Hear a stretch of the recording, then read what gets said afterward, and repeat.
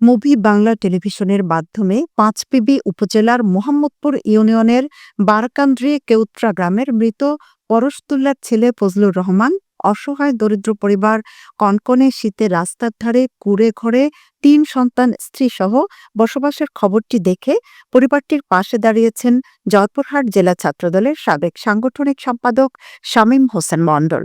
শুক্রবার সন্ধ্যায় পাঁচবিবি থেকে প্রায় ১৫ কিলোমিটার পথ পেরিয়ে সেখানে উপস্থিত হন তিনি।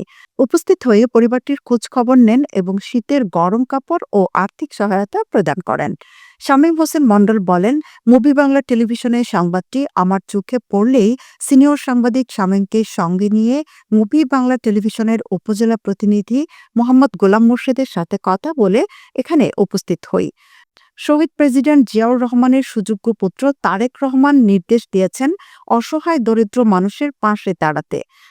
তারই ধারাবাহিকতায় আজকে আপনাদের এই অসহায় অবস্থার খবরটি নজরে আসলেই ছুটে আসলাম। আগামীতে আপনাদের জন্য ভালো কিছু করার চেষ্টা করা হবে। এ সময় উপস্থিত ছিলেন পৌর যুবদলের সাবেক সিনিয়র সহসভাপতি হারুনুর রশিদ সজল, বিশিষ্ট ব্যবসায়ী আসাদুজ্জামান লিটন, বিএনপি নেতা এনামুল হক, মোহাম্মদপুর ইউনিয়নের ছাত্রদলের সভাপতি আবদুল্লাহ আল ফারুক সহ বিএনপির অঙ্গ সংগঠনের নেতৃবৃন্দ।